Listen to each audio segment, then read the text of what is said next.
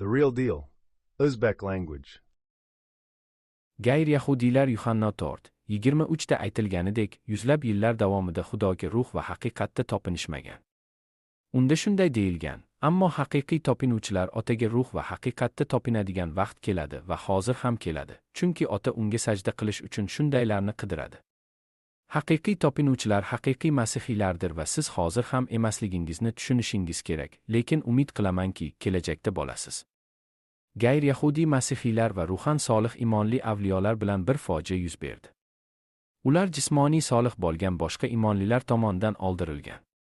Har bir inson yuzlab yillar oldin o'zini nasroniy deb atagan, xuddi bugungi kunda ham xuddi shunday. Haqiqiy masihiylar sizga yangi ahd haqidagi haqiqatni bera oladigan yagona odamlardir, chunki ularda haqiqat ruhi bor. Xudoning amri bor, Xudo Isoga, Iso shogirdlariga. Haqiqat va sir shogirdlarga ochib berildi. Mark 4:11-12 va Iso ularga dedi: sizlarga Xudo shohligining sirini bilish berilgan, lekin tashqarida bo'lganlarga hamma narsa masallarda keladi. 12 shunday qilib, ular ko'rsalar ham, sezmaydilar va eshitsalar ham eshitadilar, lekin tushunmaydilar. Luqo 8:9-10 Shunda Isoning shogirdlari bu masalni anglatadimi? Va u dedi: sizlarga Xudo shohligining sirlarini bilish berilgan, qolganlariga esa masallarda berilgan. Ko'rib turib ko'rmaydilar, eshitib olsalar ham tushunmaydilar. Havoriylar 11:26 da shogirdlar birinchi marta masihiylar deb atalgan. Xristianlar muqaddaslanish jarayonidan o'tib, azizlarga aylanishadi. Shunday qilib, masihiylar va azizlar imonlilarni haqiqat ruhining namoyon bo'lishi bilan muqaddas ruh bilan suvga cho'mmaganlarni o'rgatishadi. Imonlilar haqiqatni haqiqiy nasroniylar yoki azizlardan eshitishlari kerak. Rimliklarga 8:8 demak, tanadagilar Xudoga ma'qul kela olmaydi. 1 Korinfliklarga 15:44 u tabiiy tana ekildi, u ruhiy tana tirildi. Tabiiy tana bor va ruhiy tana bor. Efesliklarga 1:13 sizlar ham haqiqat kalomini, najotingiz haqidagi xushxabarni eshitganingizdan keyin unga ishondingiz, unga ishonib, va'da qilingan muqaddas ruh bilan muhrlangansiz. Haqiqatni o'rgatish uchun sizda haqiqat ruhi bo'lishi kerak. Haqiqiy masihiylar va azizlargina ularda haqiqat ruhiga ega. Yuhanna 16:13 Biroq haqiqat ruhi kelganda, u sizlarni butun haqiqatga yo'naltiradi, chunki u o'z kuchi bilan gapirmaydi, lekin nima eshitsa, gapiradi. Va u sizga keladigan narsalarni aytib beradi. Xudo haqiqiy nasroniylarni va azizlarni oldirganlarga gamxorlik qiladi. Mening diqqatim sizni avliyo bo'lishga tayyorlashga qaratilgan. Va avliyo bo'lishdan oldin siz birinchi navbatda haqiqiy nasroniy bo'lishingiz kerak. Haqiqiy masihiy muqaddas ruh bilan to'lgan va havoriylar 2:4 da aytilganidek boshqa tillarda gapiradi. Haqiqiy masihiylarni oldirishda ishtirok etganlarning o'zlarini nasroniylar deb atashlari istehzo. Yuzlab yillar muqaddam barcha haqiqiy masihiylar oldirilgandan beri birta haqiqiy masihiy bo'lmagan. O'zingizni masihiy deb atashingiz sizni nasroniy qilmaydi. Siz yangi ahddagi Xudoning ta'rifiga javob berishingiz kerak. Gayr-yahudiy imonlilar bilan sodir bo'lgan fojiani tushunish shunchaki sog'lom fikrni qo'llashdir. Ma'naviy solih imonlilarni pul, kuch va nazorat bilan boshqarishni istagan jismonan solih imonlilar edi. Ularni nazorat qilishning yagona yo'li ularni oldirish edi. Ular Xudoning kalomidagi haqiqatni o'zgartirishdan ko'ra olishni afzal ko'rishadi, chunki ularda haqiqat ruhi bor edi.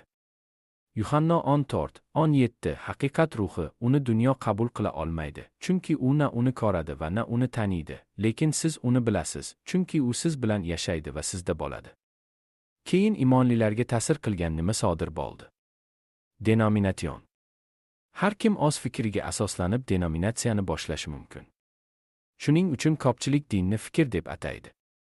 Bu ozgina haqiqatga asoslangan bo'lishi mumkin yoki umuman yo'q.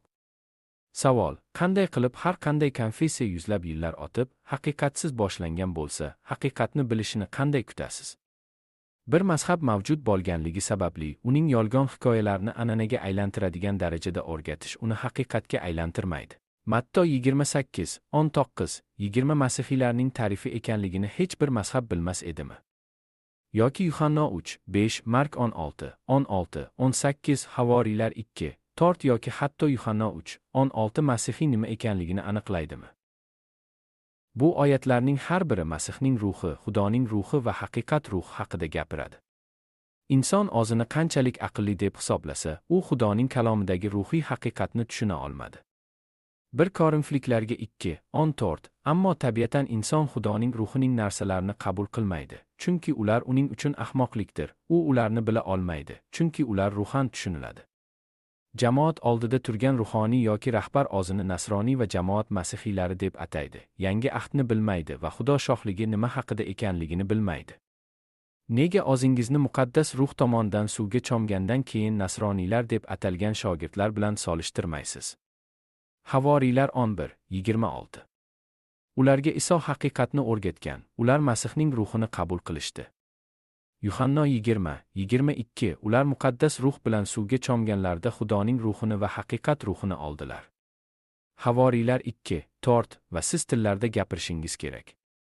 Mark 16:17 Havoriylarning faoliyati 2:4 shunday deyilgan va ularning hammasi muqaddas ruhga tolib, ruh ularga aytganidek boshqa tillarda gapira boshladilar. Muqaddas ruh bilan tolish uchun sizga Masihning ruhi, Xudoning ruhi va haqiqat ruhi kerak. Sizlardan endi tillarda gapiradiganlar haqiqat ruhini qabul qilishdan oldin haqiqatni o'rgatishlari kerak. Bir mo'min o'zini nasroniyman deb o'ylab, bu mazhabda tugilganliklarini va shu mazhabda olishlarini aytdi. Ushbu mazhab yuzlab yillar davomida mavjud bo'lgani uchun u o'zining yolg'on hikoyalari bilan an'anaga aylangan.